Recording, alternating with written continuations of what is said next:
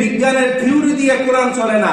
কোরআন বিজ্ঞানের কোনো অংশ নয়, বরং কোরআন দিয়ে বিজ্ঞান চলে। বিজ্ঞান কোরআনের একটা অংশ, জুড়ে বলেন ঠিক কিনা?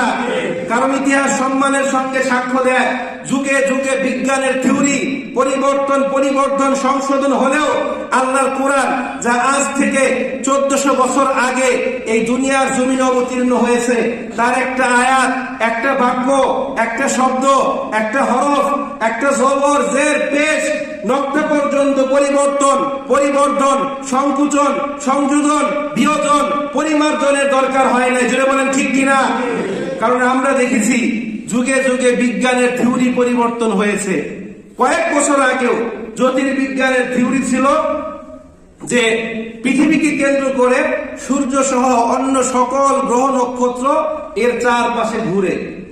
এখন শুনছি যে না, যে সূর্যকে কেন্দ্র করে পৃথিবী সহ সমস্ত গ্রহ এর চারপাশে ঘুরে। গ্রিক জ্যোতির্বিজ্ঞানী টলেমি বলেছিল যে সূর্যকে কেন্দ্র করে না, পৃথিবীকে কেন্দ্র করে সূর্য সহ সমস্ত গ্রহগুলোর চারপাশে কি করে? ঘুরে। 1512 খ্রিস্টাব্দের আগ পর্যন্ত মোটামুটি এটাই সবাই বিশ্বাস করত।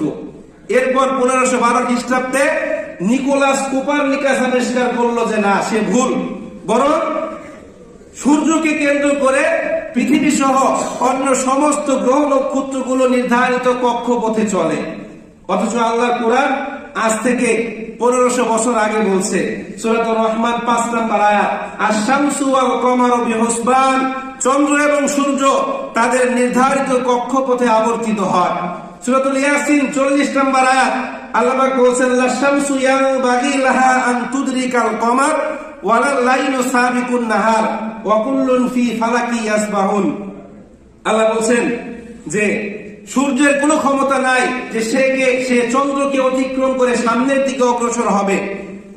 রাতের কোনো ক্ষমতা নাই যে সে দিনকে অতিক্রম করে সামনের দিকে অগ্রসর হবে, বরং প্রত্যেকে নিজ নিজ গতি অনুযায়ী চলে। জোরে বলেন সুবহানাল্লাহ। এই জন্য বিজ্ঞানের থিওরি দিয়ে কখনই ধর্মকে কি করা যাবে না? বিচার করা যাবে না। সব বিষয় বিজ্ঞান দিয়ে বিচার করা ঠিক না। এমন অনেক বিষয় আছে যেগুলো এখন পর্যন্ত বিজ্ঞান প্রমাণ করতে পারে নাই, কিন্তু দিব্যি আমরা বিশ্বাস করি, ঠিক কিনা?